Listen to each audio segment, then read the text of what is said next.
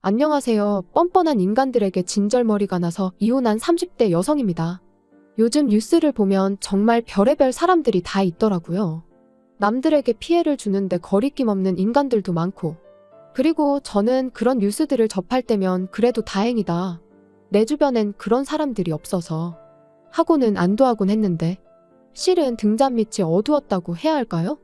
다른 사람도 아니고 가족이라 생각했던 남편과 어머님이 딱 그런 사람들이었거든요. 아마 제가 이렇게 이야기를 하면 사람들은 에이 설마 하고는 못 믿겠다 할 겁니다. 그 정도로 밖에서는 또 얼마나 이미지 관리를 잘하고 다니던지. 당장 저희 어머님만 해도요. 주변 사람들 사이에서는 송 크고 정 많은 박여사로 통하시고요. 남편도 뭐 그냥 오늘은 선배 누구 만난다, 내일은 후배 누구 만난다. 아주 그냥 요즘 말로 인싸가 따로 없어요. 그러니 제가 더 억울하고 분할 수밖에요. 오죽하면 아무리 익명이라지만 제가 쪽팔린 걸 무릅쓰고 제 이야기까지 하겠어요. 아무튼 남편과는 소개팅으로 만났습니다. 만났을 당시만 하더라도 둘 다 직장을 다니는 평범한 회사원이었죠. 회사도 가깝고 퇴근 시간도 비슷하다 보니 뭐 서로 호감도 있었겠다. 그래서 몇 번도 누가 먼저랄 것 없이 연락해서 만나다가 사귀기 시작했고요. 당시 둘 다 이미 30이 넘은 나이였기에 언젠가부터 자연스럽게 결혼을 전제로 이야기를 주고받고 있었죠. 그리고 정말로 사귄 지 1년 반 만에 휘뚜루마뚜루 양가 부모님까지 뵙게 됐는데 지금도 그때를 생각하면 저도 모르게 심장이 쿵 내려앉는 것 같고 한숨이 절로 나오네요. 그건 바로 어머님이 보이신 반응 때문이었죠. 남편을 따라 처음 시댁에 인사를 드리러 갔던 날이었어요. 제가 긴장한 기색이 역력했는지 남편이 미리 꿀팁을 주겠다며 하는 말이 자기 부모님은 정말 좋은 분들이랍니다. 앞서 제가 이야기한 것처럼 주변 분들한테 평판도 좋고 실제로 깐깐한 것과는 아주 거리가 먼 분들이라면서요. 그러면서 적당히 살갑고 애교 있게 굴면 예쁘게 봐주실 거라나요. 그리고 이런 말을 제 입으로 하긴 뭐하지만 저도 솔직히 어디서 미움을 받아본 적은 없어요. 오히려 어른들은 야무지게 생겼다 똑부러져 보인다 해가며 좋게 봐주시는 일이 많았죠. 그래서 긴장은 했지만 한편으론 자신도 있었거든요. 게다가 말이 나와서 말인데 제가 남편보다 소위 딸리는 것도 없었어요. 오히려 학벌은 제가 더 좋았고 급여도 아주 약간이긴 했지만 제가 더 벌었습니다. 외모야 뭐 워낙 주관적인 부분이고 어머님 눈에야 당연히 당신 아들이 더 잘나 보일 텐데 그건 뭐 제가 어떻게 할 수는 없잖아요. 아무튼 그래서 두근거리는 가슴을 부여잡고 그렇게 시댁에 도착했는데 아버님이 보이신 반응이야 뭐 그렇다 쳐도 어머님의 표정이 어찌나 떨떠름하시던지 오죽하면 저는 남편이 집에다 얘기도 안 하고 저를 막무가내로 데려온 건가 싶었다니까요. 하지만 그래도 이내 어머님이 좀 표정을 푸시고는 들어오라 하시더니 식사는 당연히 하고 왔겠지? 그러시는데 여기서 2차로 충격을 받았죠. 그때가 1시 반이었거든요. 그리고 그것도 원래는 1시 약속이었는데 남편이 늦게 오는 바람에 늦은 건데 그리고 남편도 그땐 좀 민망했는지 아니 못 먹고 왔는데 좀 주시면 안 되냐며 능청을 떨대요. 그러니까 어머님이 좀 황당하단 얼굴로 저희 둘을 잠깐이었지만 빤히 보시더니 냉장고에서 이것저것 꺼내 한 끼 차려주시더라고요. 그런데 여기서 또 한 번 충격이었습니다. 먹던 반찬통을 그냥 그대로 내어주셨으니까요. 그러니 막말로 제가 무슨 밥 한 끼 얻어먹으려고 온 거지도 아니고 그래서 저도 깨작깨작 먹는 신용만 내다가 말았어요. 그랬더니 남편이 하는 말이 그래도 어머님 성의가 있는데 이건 아니지 않냐. 어이가 없었죠. 이 밥상 어디에서 도대체 성의를 찾아볼 수가 있는 건가 해서요. 게다가 그뿐만이 아니었습니다. 우여곡절 끝에 식사를 마치고 나니 남편이 제 옆구리를 꾹 찌르면서 설거지는 제가 하라는데 진짜 짜증이 나더라고요. 그런데 그때 어머님이 오셔서는 냅두랍니다. 당신 살림인데 왜 저를 시키냐면서요. 그리고 이때 전 솔직히 어머님을 다시 봤어요. 아, 어머님 성격이 원래 좀 털털하신 건가? 이런 모습이 바로 쿨한 시어머니인가? 그런 생각을 한 거죠. 그러면서 어머님에 대한 호감도가 급상승을 하고 지금 생각해보니 제가 너무 단순하고 멍청했다니까요. 그리고 이후로도 두어 번 더 시댁에 갔었는데 그때마다 어머님께선 딱히 저한테 뭘 시키시는 것도 바라시는 것도 없는 눈치셨어요. 그러니 저는 제가 좋은 어머님을 만났다 생각했고 그래서 저도 정말 좋은 며느리가 되어드리고 싶었죠. 그런데 황당하게도 결혼식을 올리기가 무섭게 어머님은 완전히 다른 사람처럼 변하셨습니다. 신혼여행을 마치고 시댁에 인사를 드리러 갔던 날이었어요. 신혼여행은 어땠는지 뭐 그런 가벼운 이야기가 오가다가 어머님께서 저더러 이제 식도 올렸으니 너는 이 집 사람이라며 그걸 항상 기억해라 뭐 그런 말씀을 하시더라고요.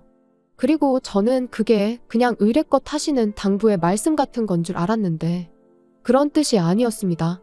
한마디로 이제 이 집 사람이니 손님 대접 받을 생각은 꿈깨라 뭐 그런 뜻이었거든요.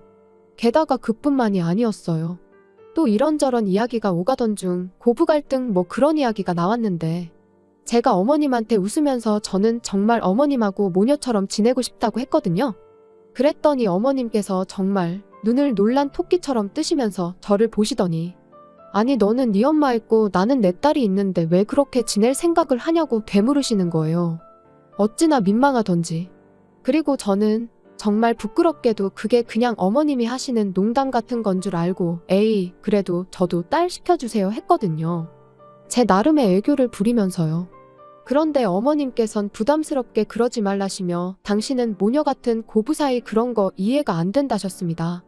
그게 말이 좋아 모녀 사이지. 며느리가 시엠이 알기를 우습게 알고 기어오르는 거라면서요. 그리고는 나는 내 며느리가 그러는 꼴은 눈에 흙이 들어가도 못 본다 그러시는데 정말 너무 무안해서 쥐구멍이라도 있으면 들어가 숨고 싶은 심정이었죠. 그나마 남편이 어머님한테 어머니는 뭘 그렇게 말을 심하게 하시냐며 한마디 하긴 했지만 솔직히 말하면 수치스럽기까지 했어요. 어머님 말씀대로 저도 엄마가 있는데 뭐 한다고 그런 말은 해서 제 스스로 제 꼴만 우습게 만든 것 같대요. 그래서 생각한 게 어머님 말씀대로 가깝게 지낼 필요 없다. 좋은 쪽으로 생각하자. 그리고 그때부턴 뭐 저도 나름대로 선을 긋고 살았어요. 안부 전화 같은 건 남편에게 하게끔 했고 경조사나 생신 같은 때만 찾아뵙는 정도로요. 그랬더니 어머님이 보이신 반응이 황당하기 짝이 없었습니다. 모녀 사이 같은 고부관계가 안 된다는 거지 저는 제 도리는 해야 할 거 아니냐 하셨거든요.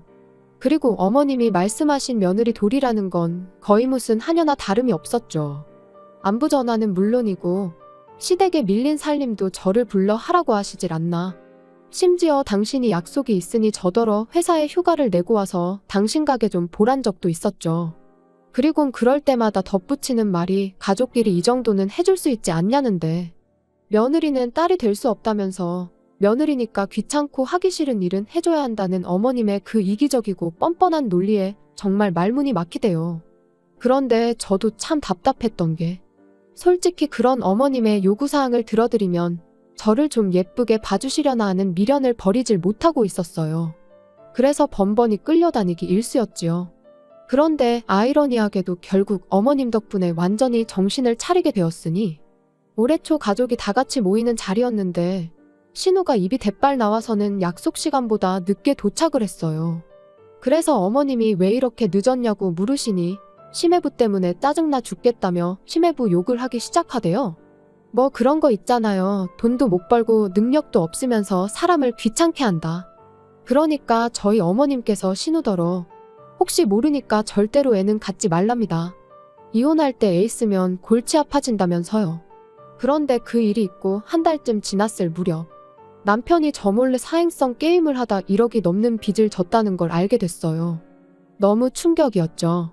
이런 거 저런 거 다 떠나서 사람 하나 정직한 거 그거면 됐다 생각했는데 그래서 도대체 무슨 정신으로 그랬냐니까 언젠가부터 술자리에 나가면 돈 자랑하는 인간들이 그렇게 많더랍니다. 그리고는 예전엔 형형하고 따르던 동생들까지 떨어져 나가니 자기도 돈이 좀 있어야겠다 싶었다면서 그래서 뭐 딱 1억만 따고 그만하려고 했는데 어쩌다 보니 빚만 늘었다나요? 정말 믿었던 도끼에 발등 찍힌다더니 그때 그 절망감은 지금도 잊혀지지가 않아요. 그런데 이 일이 있고 얼마 후 시댁에 갔다가 우연히 어머님과 남편이 나누는 대화를 듣게 되었는데 어머님께서 남편한테 왜 니들 혼인신고는 안 하냐면서 일단 그것부터 하라시대요. 혼인신고 안 하고 있다가 제가 이혼이라도 하자고 들면 그 빚은 너 혼자 다 갚아야 한다면서요. 열불이 나더라고요. 막말로 먹고 사느라 진 빚도 아닌데. 게다가 신우는 심해부가 속을 썩인다니까 바로 이혼 얘기부터 꺼내시더니 며느리인 저는 당신 아들이 진 빚 같이 안 갚고 도망이라도 칠까봐 전전긍긍하시는 그 모습이 참으로 이기적이다 싶었죠. 그리고 저는 남편이 도대체 어머님의 그런 말씀에 뭐라고 대답할지가 너무 궁금했어요. 그래서 귀를 쫑긋 기울이고 안방으로 다가가는데 그 순간 도어락 열리는 소리가 나면서 아버님이 들어오셨거든요. 그래서 남편의 생각은 그 순간엔 알 수 없었지만 결국 그 본색을 감추지 못했어요. 이후로 저는 어머님에겐 어떠한 미련도 남아있지 않았기에 더 이상 끌려다니지 않았습니다. 무례한 요구에는 싫다고 정확히 의사를 밝혔고 바로바로 거절했지요. 그랬더니 남편은 저더러 변했다며 요즘 왜 그렇게 어머님한테 곁을 안 내어주냐 따졌는데 그럴 때마다 네 엄마가 먼저 시작한 거라고 소리라도 지르고 싶은 걸 정말 이를 악물고 눌러 참을 뿐이었어요.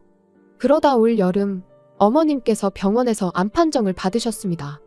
원래부터 속이 안 좋단 말씀을 입에 달고 사셔서 아닌 게 아니라 제가 몇 번이나 병원에 같이 가드릴 테니 가보자고도 했었는데 그때마다 네가 의사냐며 저를 무시하기만 하시더니 그리고 그때부터 어머님의 병원 생활이 시작됐는데 아시겠지만 그게 보통 일이 아니잖아요. 통원 치료도 했다가 입원도 했다가 그리고 그게 환자 혼자 오가기가 쉽지 않다 보니 결국 누군가 한 명은 붙어 있어야 했는데 어이없게도 다들 당연하단 듯이 제가 해주길 바라더라고요. 심지어 어머님 본인조차 말이죠. 그리고는 하는 말이 신우는 손끝이 야무지지가 못해서 그리고 지 남편이랑 사이도 안 좋은데 친정엄마 간호까지 한다고 하면 그쪽에서 좋다고 하겠냐입니다. 그러니까 제가 해야 한다고요.